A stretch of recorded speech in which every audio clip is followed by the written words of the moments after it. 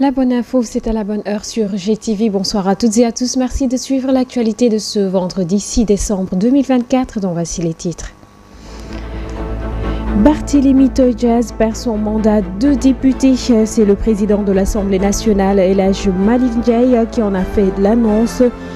Une décision qui fait suite à la demande du ministre de la Justice qui a sollicité l'application des articles 61 de la Constitution et 51 du règlement intérieur de l'Assemblée nationale. Les détails tout à l'heure.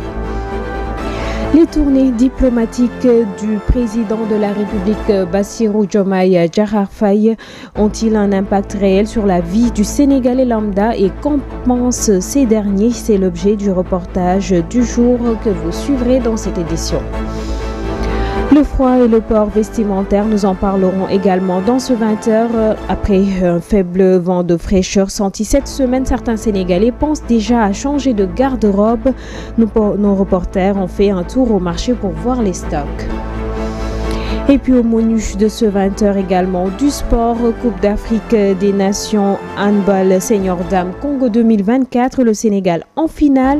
Les Lions ont battu ce vendredi les Tunisiennes en demi-finale et vont défier les champions en titre ce dimanche. Le développement, c'est tout de suite. Je vends des titres.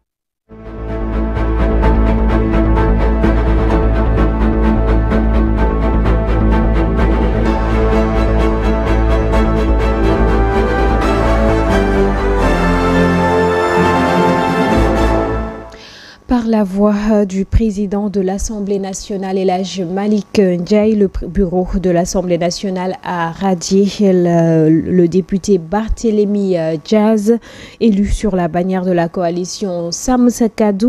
Selon le président de l'Assemblée nationale, c'est sur demande du ministre de la Justice qui a adressé une lettre au bureau de l'Assemblée nationale, suivant les propos du président de l'Assemblée nationale au micro d'Abdoulaye Dieye. Mes chers collègues, je voudrais aussi porter à votre connaissance,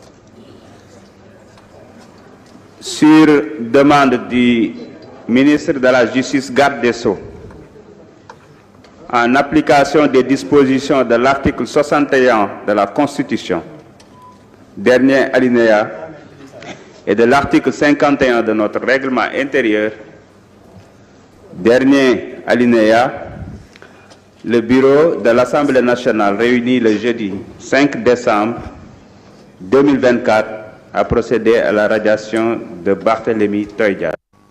Cette radiation du député Barthélémy Toye-Dias, actée par le bureau de l'Assemblée nationale, est une suite logique selon l'analyste politique Abdoulaye Mbow. Pour le journaliste, par ailleurs, le bureau n'a fait qu'appliquer la loi. Abdoulaye Mbow, joint au téléphone par Ndella Ndiaye. La radiation de Barthélémy Dias était un secret de polichinelle, étant donné que déjà après les élections législatives, l'on parle déjà de la prochaine probable arrivée de Pape Djibril Fall, étant donné que Déthié Fall, 5e sur la liste, avait clairement indiqué qu'il n'occuperait pas le poste de député si jamais il était élu. Donc, du point de vue de la loi, c'était fortement attendu, parce que tout simplement, si l'autorité avait pris la décision justement d'acter la non-participation de Barthélémy Dias aux élections, c'était bel et bien possible. Cela n'a pas été fait. Maintenant que le ministère de la Justice a saisi l'Assemblée nationale ne pouvait que véritablement aller dans le sens véritablement d'acter cette radiation. Donc, ce n'est pas une surprise. Il fallait s'y attendre compte tenu de sa condamnation dans l'affaire Ndiaga Diouf, tout simplement. Et que c'est la loi est dure, mais c'est la loi, dura lex, sed lex, comme on dit.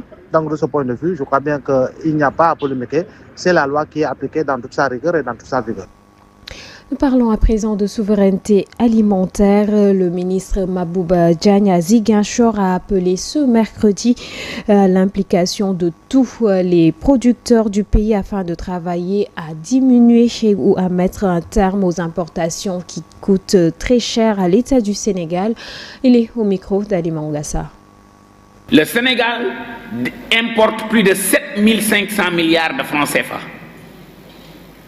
Pour 2500 produits, dont 1070 milliards de francs CFA, avec moins de 10 produits, ce sont des denrées alimentaires. Nous ne pouvons pas continuer à importer 7500 milliards, 1070 milliards pour nous nourrir et espérer créer des emplois. Vous ne pouvez pas imaginer combien ça me fait mal de se dire que cette année, on a importé 45 milliards de francs CFA en oignons. Et pourtant, nos agriculteurs savent cultiver de l'oignon. Vous ne pouvez pas imaginer combien ça me fait mal d'entendre que nous importons 1,4 million de tonnes de riz, 860 000 tonnes de blé, 450 000 tonnes de maïs, plus de 210 000 tonnes d'huile, plus de 200 000 tonnes de sucre, plus de 347 000 tonnes de fruits et légumes, plus de 100 millions d'euros de lait, l'équivalent de 300 millions de litres. J'ai l'intime conviction que nos parents, paysans et producteurs, s'ils sont bien accompagnés, bien structurés, peuvent faire le job. Le ministre de l'Éducation nationale a procédé ce jeudi à l'installation du comité de suivi pour la mise en œuvre du programme scolaire de la commune de Touba Centre. La cérémonie a été ponctuée par des interventions et prières symbolisant l'union des efforts pour le bien-être éducatif des enfants de Touba. Suivons les propos de Moustapha Maba Guirassi au micro d'Adamaba. Une vision. Touba a anticipé depuis 2018. Touba a pris l'initiative, sur l'indigal du Khalif, de mettre en place un comité, ce qu'on appelle donc la direction de l'école de Touba, en rapport avec le ministère de l'Éducation nationale, pour réfléchir et s'affranchir en même temps de ce qui étouffait le système éducatif que nous avons. Et aujourd'hui, il est heureux de constater que nous avons pu stabiliser un programme, un contenu de programme qui satisfait et le Khalif et les acteurs et le ministère de l'Éducation nationale et globalement donc tous les Sénégalais. Et je disais tout à l'heure d'ailleurs que la réforme curriculaire, l'exemple de Touba sera un exemple.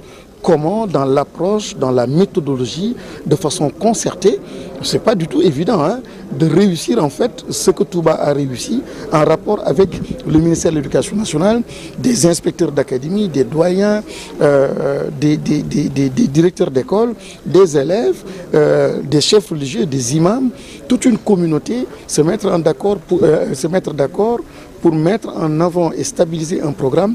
C'est une prouesse extraordinaire et c'est cela donc, c'est un Sénégal qui gagne, c'est un Touba qui gagne et c'est l'enfant sénégalais qui est en train de gagner. Donc nous sommes très heureux d'installer aujourd'hui au nom du Khalif, au nom du chef de l'État, du chef du gouvernement, le comité de suivi pour le pilotage justement et la mise en œuvre de ce programme concerté avec Touba et remerciant, félicitant l'ambassadeur du Khalif en matière d'éducation, tout ce qui est lié à l'éducation, c'est l'imam Ahmad Badawi qui était à la tête de ce comité-là, pour le piloter et aujourd'hui atteindre ces résultats qui sont significatifs et très très satisfaisants. Donc c'est le lieu aussi, au nom du chef du gouvernement, du chef de l'État et du ministère de l'Éducation nationale, de féliciter Imam Badawi, féliciter aussi tous les acteurs. Dans le cadre de la préparation de la journée des pupilles de la nation prévue le 14 décembre, la directrice générale de l'Office national des pupilles de la nation, Madame Fatima Bang, a rencontré à la Maison de la Presse ce vendredi l'association des journalistes pour la protection de l'enfant. L'objectif de la rencontre était de remettre de manière officielle et symbolique à cette association leurs invitations à cet événement. L'association qui en a également profité pour solliciter de la part de leurs confrères une meilleure implication dans la lutte pour la protection de l'enfant au Sénégal. Suivant la rencontre et les propos de Fatima Bang au micro de Mansour Diassé et de Serignan. J'engagerai tous les moyens qu'il faut qu'on puisse travailler ensemble parce que nous savons que quand on a la petite enfance, surtout les couches vulnérables, nous pouvons mener beaucoup de batailles, mais sans la presse à nos côtés, qui est spécialisée dans le domaine de l'enfance, nous ne pouvons rien faire. Je vous l'avais rappelé aussi à vous que le cours de l'année 2025, nous avons plusieurs chantiers à relever ensemble. Ça veut dire le plaidoyer, ça veut dire élargir le champ d'action que l'Office a pour le moment en charge. Et nous ne pouvons le faire sans vous. Vous êtes, disons, les relais pour que nous puissions nous faire entendre, mais aussi que nous puissions aussi apporter de nouvelles solutions concernant en général la protection de l'enfance. Alors c'est tout à fait normal que je puisse venir ici vous rencontrer parce que vous faites partie des partenaires privilégiés que l'Office national des pupilles de la nation a. En tout cas, merci beaucoup. Je tenais, comme vous l'avez dit, personnellement venir vous remettre vos cartons d'invitation pour cette journée. Je rappelle que cette journée, elle n'a jamais été célébrée, c'est une première édition. Nous avons 72 récipiendaires dont nous voulons honorer. Certains ont eu leur bac, le BFM, l'entrée en 6e, les classes intermédiaires.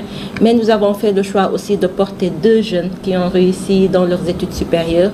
L'une a eu sa thèse, elle a soutenu sa thèse en doctorat. Le second, il a eu une mention très bien lors de sa présentation de son mémoire. Je vous l'annonçais en titre, nous parlons à présent des voyages diplomatiques du président de la République Bassirou Diomaye Diakhar Faye. Suite à ces multiples voyages à l'étranger, la population sénégalaise combine attente et espoir pour des résultats positifs issus de ces sorties diplomatiques du chef de l'État. Reportage Idrissa Fall et Pape Nartegay. À la 20e sortie vers l'étranger, les citoyens semblent apprécier les relations diplomatiques que tisse le président Diomaye Faye avec ses homologues. Le président de la République ne sort pas justement dans le but de sortir pour des loisirs, mais en le voyant, on sent qu'il agit pour le bien-être des Sénégalais. C'est vraiment quelqu'un qui aime ce pays. Sur ces 8 mois de règne, aujourd'hui, il est allé à Abu Dhabi pour sa 20e sortie, dans le cadre d'un partenariat et des liens diplomatiques très forts. Le président Diomaye nous montre qu'il aime vraiment ce pays et il va dans des pays développés. Pour certains, la population sénégalaise doit être optimiste sur ce qui peut ressortir de ces multiples déplacements du président, car ce dernier dégage un caractère irréprochable. Il trouvera tout ce qu'il allait chercher, parce que c'est un président très respecté. C'est véritablement l'homme qu'il nous faut. Il a du courage, du charisme. C'est vraiment comme si que le Sénégal venait tout fraîchement d'avoir son premier président. C'est l'homme qu'il nous faut faire, vraiment. Tous les autres présidents le respectent. Même la France le respecte. Vraiment, tout le monde nous respecte maintenant. Ce n'est pas comme avant, quand nos présidents se dirigeaient vers l'Occident. Mais personne ne le respectait. Aujourd'hui, on voit que le président est véritablement respecté. Et c'est ça que nous souhaitions. C'est ça que nous voulons. Il est véritablement l'homme qu'il fallait aux Sénégalais.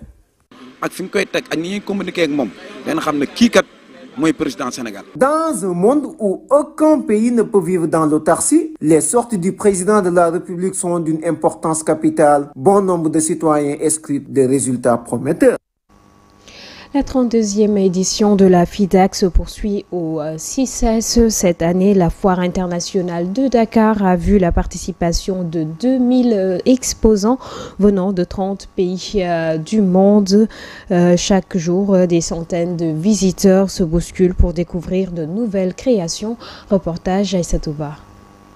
2000 exposants de 30 pays du monde embellissent l'enceinte de cette infrastructure commerciale pour la 32e édition de la Foire internationale de Dakar. Un rendez-vous du donner et du recevoir. Des lèches vitrines rallient pavillon en pavillon pour la découverte de créations inconnues. Badara Arafat, exposant de la FIDAK depuis 7 ans, nous vient de la Syrie. I am here presenting Jalabiya. Je suis venu à la Foire internationale de Dakar. C'est ma 7e fois que je viens ici. Je suis venu exposer des jalabis. Je viens de la Syrie. Je viens spécialement parce que c'est véritablement important pour l'Afrique de l'Ouest. C'est pour cette raison que je suis venu d'ailleurs. Inch'Allah, on souhaite voir beaucoup plus de visiteurs dans cette foire. With Senegalese country.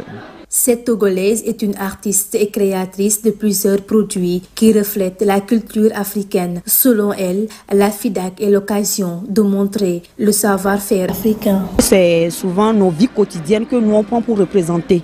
Et il y a les sculptures qu'on a fait qui représentent la vie quotidienne de tout le monde, les porteuses, il y a la carte d'Afrique, il y a les éventails.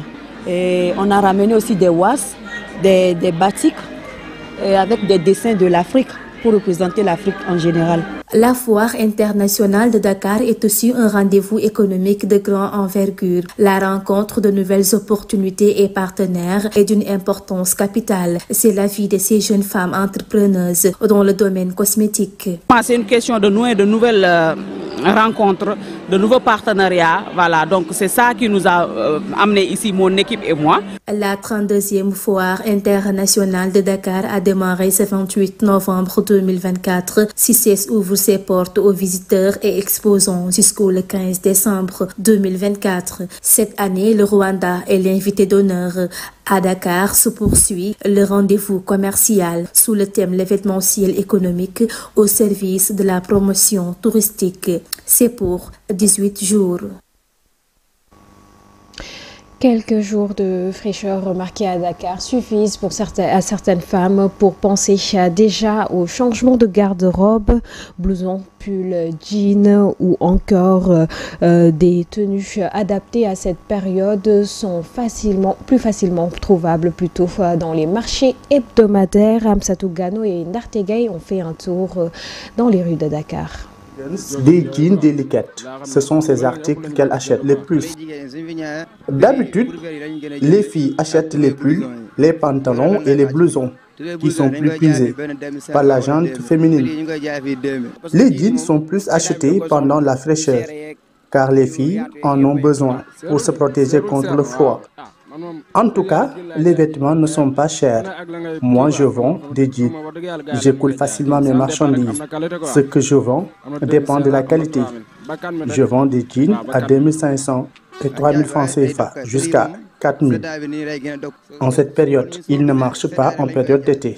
Mais nous les achetons pendant cette période car ils viennent moins chers.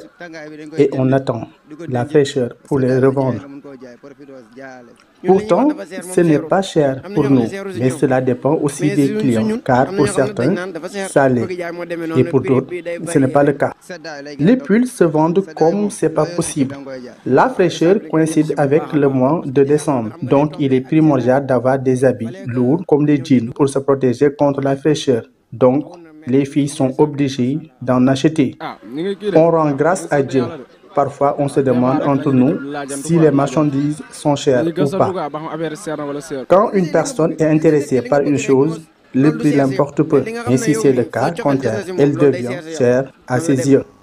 Ce samedi 7 décembre, près de 18,8 millions des quelques 34 millions de Ghanéens sont appelés aux urnes pour élire leur président et leurs parlementaires. Un double scrutin dans un climat de crise économique et de tensions politiques et sociales. Les explications de Mam Awassal pour plus de détails. 8 millions de personnes inscrites sur les listes à se rendre aux urnes ce 7 décembre. Date du premier tour des élections générales. Un deuxième tour aura lieu, si nécessaire, dans les 21 jours suivants. Ce double scrutin va permettre de renouveler le Parlement. Mais il va aussi et surtout marquer la fin du deuxième et dernier mandat de l'actuel président. Pour lui succéder, 12 candidatures ont été validées, mais dans un pays qui, depuis la transition démocratique en 1992 a été dirigé alternativement par le New Patriotic Party et le National Democratic Congress. Le suspense semble limité à la question suivante. Vice-président depuis 2017 et candidat du parti au pouvoir, un ex-président 2012-2017 qui veut retrouver son poste sera aux commandes durant les 4 prochaines années. D'un côté, on trouve un économiste chevronné. Ce dernier prône la numérarisation des activités pour sortir le Ghana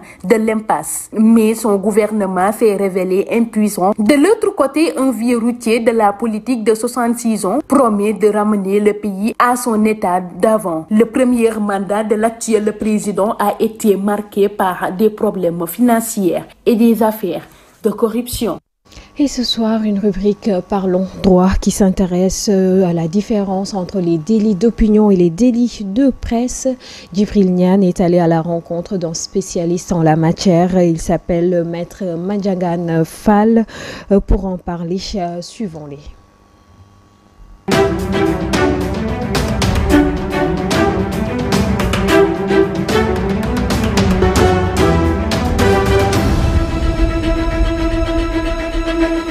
Bienvenue dans votre rubrique Parlons droit. Le droit est l'ensemble de dispositions interprétatives ou directives qui, à un moment et dans un état déterminé, règlent le statut des personnes et des biens, ainsi que les rapports que les personnes publiques ou privées entretiennent. Cette rubrique va vous aider à mieux comprendre cette définition du droit. Mais aujourd'hui, la rédaction s'intéresse aux délits d'opinion et des délits de presse. Des juristes nous édifient sur la question. Une opinion peut être définie comme l'ensemble des jugements, appréciations, sentiments, avis qu'une personne ou groupe de personnes émet sur un sujet, sur des faits. Cependant, s'il n'est pas clairement exprimé, il peut choquer plus d'un et peut être appréhendé comme un délit. Maître Mandjangan Fall, juriste de formation, nous apporte ici des éclairages sur la question. Alors, le délit d'opinion est une infraction en fait à la loi pénale qui est réprimée, jugée, réprimée, recherchée par la loi en fait. Et quand une opinion émise est considérée comme une infraction, elle est un délit d'opinion. C'est un délit d'opinion. Sauf que là, le délit d'opinion doit remplir un certain nombre de conditions pour que qu'on puisse le considérer comme un délit.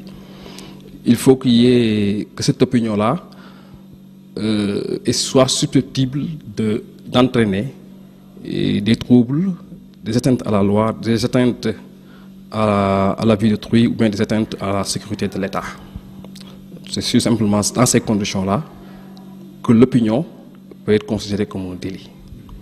Maintenant, l'expression délit d'opinion est utilisée quand, de façon très légère, les juridictions d'un pays ouvrent des enquêtes juste sur la base d'opinions émises par un individu, qui constitue évidemment une violation du principe de la liberté d'opinion consacrée par la Constitution. Attention à ne pas confondre avec délit de presse. Même s'ils ont beaucoup de points communs, leur différence est aussi énorme. La différence, c'est que le délit de presse est une infraction dans le cadre de la liberté d'expression et de la liberté de presse qui est commis en abusant de ces libertés et qui est commis par voie de presse, par impression, par la presse écrite, orale, visuelle, télévision ou par l'Internet. C'est ça en fait un délit de presse. C'est ça la différence. Donc ça nécessairement, c'est qu'à la fois, il doit y avoir émission d'une idée et que cette idée soit diffusée à travers la presse. Même si la liberté d'expression est un droit constitutionnel, tenir certains propos peut être considéré au regard de la loi comme un délit et peut être passible à des peines d'emprisonnement ou d'amende. Pour éviter ces genres d'infractions, un conseil, le silence, agir en toute responsabilité ou faire preuve de beaucoup de sagesse, selon notre spécialiste. Oui, c'est des peines qui sont plus ou moins graves. Quand c'est une infraction, quand c'est un délit, déjà c'est l'action publique qui est engagée. Et quand l'action publique est engagée et qu'il est établi que c'est un délit, c'est donc une infraction à la loi pénale, évidemment, au Sénégal, on a l'habitude de voir que souvent il y a des peines de prison qui sont encourues, ce que prévoit la loi, en fait, le code pénal. Alors, le délit d'opinion, c'est juste une infraction auquel peut être soumis tout le monde. Et que c'est en fait le fruit en quelque sorte d'un arbitraire. Parce qu'on ne recherche pas les conséquences de l'opinion. Et cette opinion-là, en fait, ne doit pas exister dans un état de droit, dans un état démocratique. Voilà ce que nous avons concocté aujourd'hui pour la rubrique Parlons droit. Retenez que nul n'est au-dessus de la loi et les droits sans obligation, c'est l'anarchie. Pensée du jour. En attendant, la semaine prochaine.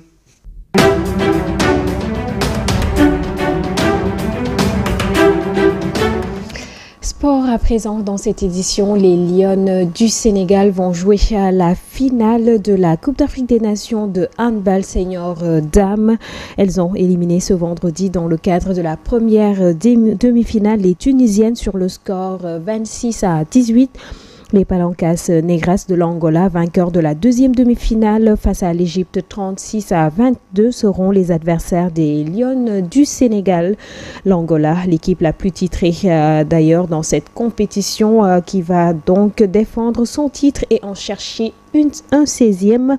Un grand défi donc pour les Lions du Sénégal à la quête d'un premier titre continental. Un match qui promet d'être intéressant donc. Ce sera ce dimanche à la salle gymnase du stade des Martyrs du Kinshasa. C'est ce qui met un terme à cette édition du vendredi. Merci de l'avoir suivi. Excellente suite de programmes en compagnie de GTV et bon week-end. Juma Moubarak également.